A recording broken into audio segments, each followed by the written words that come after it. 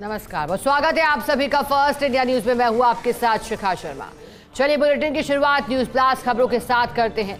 तो लू से निपटने के लिए पीएम मोदी का एक्शन प्लान तैयार है।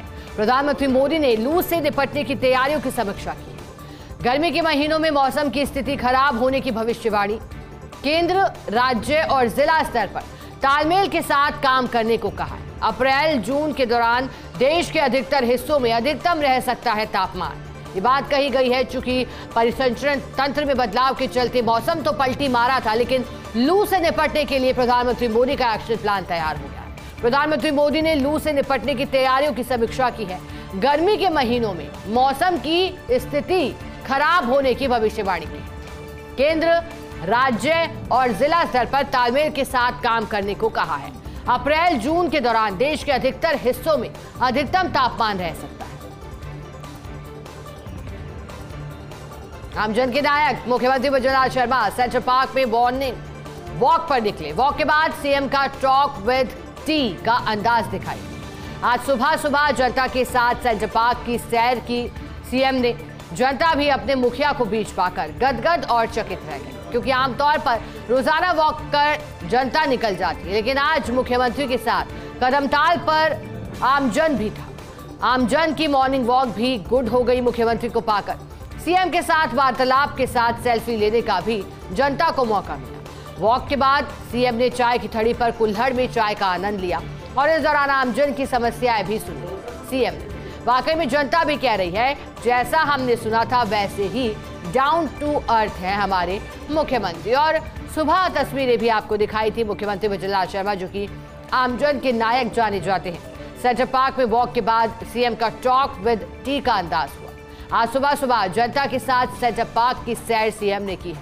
जनता भी अपने मुखिया को बीच पाकर गदगद और चकित हो गई, क्योंकि आमतौर पर रोजाना वॉक कर निकल जाती है जनता, लेकिन आज मुख्यमंत्री के साथ कदमताल कर आमजन की वॉक भी गुड हो गई। सीएम के साथ वार्तालाप के साथ सेल्फी लेने का भी जनता को मौका मिला। वॉकिंग के बाद सीएम ने चाय की थड़ी पर कुल्हड़ में चाय का आनंद लिया और इस दौरान आमजन की समस्याओं को भी सीएम ने सुना है। वाकई में जनता भी कह रही है, जैसा हमने सुना था वैसे ही है डाउन टू अर्थ हमारे मुख्यमंत्री। आमजन के नायक मुख्यमंत्री वजुंधरा शर्मा सेंट्रल पार्क में वॉक के बाद सीएम का टॉक विद टी का अंदाज दिखाई दिया। मुख्यमंत्री ने कहा कि प्रधानमंत्री नरेंद्र मोदी आज बाड़मेर आ रहे हैं। पीएम मोदी आ रहे हैं मतलब गारंटी आ रही है। जनता की छोटी बड़ी समस्या, हर छोटी समस्या ही बड़ी होती है, लेकिन जनता के बीच आकर पता चलता है कि समस्या क्या है। जनता की छोटी समस्या भी बड़ी होती है। छोटी बड़ी समस्या का समाधान होना चाहिए और समस्या का हल यदि हो जाए तो उसका सुकून भी बहुत बड़ा होता है। और मुख्यमंत्री ने बात कही, कहीं ना कहीं एक संदेश देने की कोशिश उनकी रही और ये समझाया कि क्या फायदे होते हैं जब पब्लिक के साथ आप कांटेक्ट करते हो, पब्लिक के साथ आपका एक कॉन्वर्सेशन होता है। आमजन के नायक मुख्यमंत्री वजुंधरा शर्मा सेंट्रल पार्क में वॉक के बाद सीएम का टॉक विद टी का अंदाज दिखाई दिया।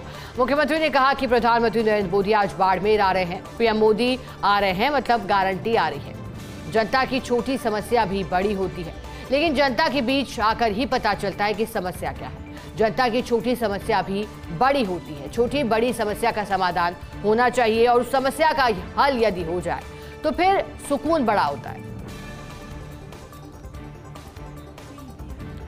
गृहमंत्री के रोल में भजनलाल शर्मा बखूबी निभा रहे हैं गृहमंत्री का रोल। कल था ईद और गणगौर का त्योहार, एक बड़ा मुस्लिम पर, दूसरा बड़ा हिंदू पर, और दोनों ही त्योहारों के कार्यक्रमों में लाखों की भीड़ उमड़ी है। राजस्थान में कहीं भी नहीं हुई है कोई अप्रिय घटना। अब सीएम भजनलाल के लॉ एंड ऑर्डर की सभी तारीफ कर रहे हैं।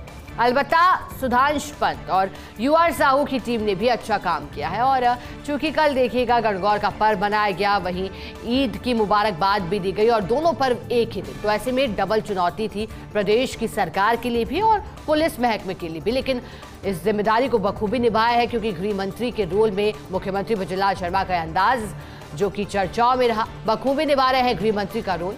कल ईद और गणगौर का त्योहार था, एक बड़ा मुस्लिम पर, दूसरा बड़ा हिंदू पर, और दोनों ही त्योहारों के कार्यक्रमों में लाखों की भीड़ हुई। राजस्थान में कहीं भी कोई अप्रिय घटना नहीं हुई है। अब सीएम भजनलाल के लॉ एंड ऑर्डर की सभी तारीफ कर रहे हैं। अलबत्ता सुधांशु पंत और यूआर साहू की टीम ने भी अच्छा काम किया, उसकी भी सराहना हुई।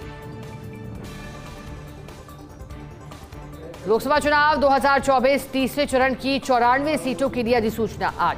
12 राज्यों और केंद्र शासित प्रदेशों में अधिसूचना जारी। इस चरण में असम की 14, उत्तर प्रदेश की 10, बिहार की 5, छत्तीसगढ़ की 7,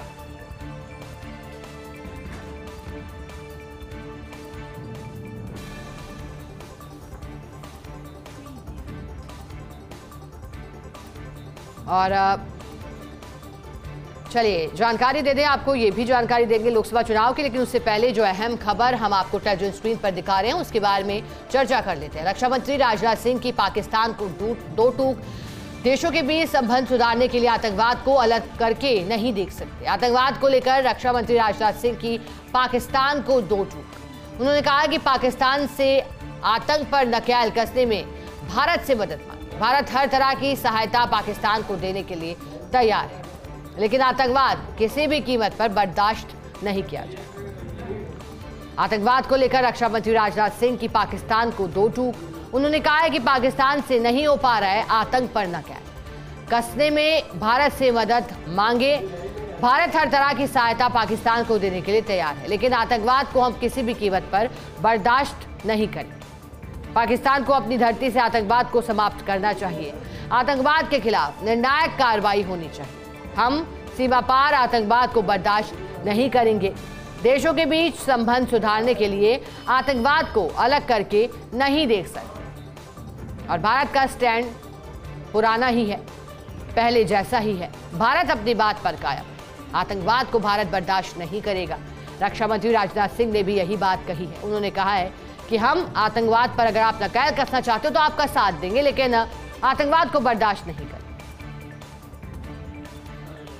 भारत और मॉरिशस सरकार में विवाद जारी है। विवाद के बीच मालदीव में भारतीय पर्यटकों की संख्या में काफी कमी आई है। 2023 की तुलना में 3 महीने में 34% टूरिस्ट कम हो गए हैं। जनवरी से लेकर मार्च 2023 में 56,000 से ज्यादा भारतीय टूरिस्ट पहुंचे थे मालदीव। वहीं जनवरी से 10 अप्रैल 2024 तक सिर्फ 37,000 भारतीय मालदीव गए। इसी बीच मालदीव ने बनाई है भारतीय पर्यटकों को लुभाने की योजना। पर्यटकों को लुभाने के लिए भारत के कई शहरों में रोड शो कराएगा मालदीव। हालांकि रोड शो किन शहरों में और कब कराए जाएंगे इसकी अभी जानकारी नहीं है। Maldives tour and travel operators association ने भारत के हाई कमिश्नर से चर्चा की। हाई कमिश्नर मधु महावर से दोनों देशों के बीच यात्रा और पर्यटन सहयोग पर चर्चा हुई है। और अब देखिएगा, कहीं ना कहीं इसका खामियाजा भुगतना भी पड़ रहा है, क्योंकि भारत और मॉरिशस सरकार में विवाद के चलते ये फैसला कहीं ना कहीं भारतीयों ने लिया कि मालदीव को पहली चॉइस जो बनाया था वो अब नहीं बनाया जा रहा है। विवाद के बीच मालदीव में भारी पर्यटकों की संख्या में काफी कमी आई है। 2023 से अगर इसकी तुलना करें तो 3 महीने के आंकड़े कहते हैं कि 34% टूरिस्ट कम हो गए हैं इस विवाद के बाद। जनवरी, फिर फरवरी और मार्च। जनवरी से लेकर मार्च 2023 तक में 56,000 से ज्यादा भारतीय टूरिस्ट मालदीव पहुंचे थे। वही जनवरी से लेकर 10 अप्रैल तक, यानी कि 1 महीना अगर और जोड़ें तो 2024 तक सिर्फ 37,000 भारतीय मालदीव गए। इसी बीच मालदीव ने बनाई है भारतीय पर्यटकों को लुभाने की योजना। पर्यटकों को लुभाने के लिए भारत के कई शहरों में रोड शो भी करवाएगा मालदीव। हालांकि रोड शो किन शहरों में और कब कराए जाएंगे इसकी अभी तक कोई जानकारी नहीं है। Maldives tour and travel operators association ने भारत के हाई कमिश्नर से चर्चा की है। हाई कमिश्नर मनु महावर से दोनों देशों के बीच यात्रा और पर्यटन सहयोग पर चर्चा की गई।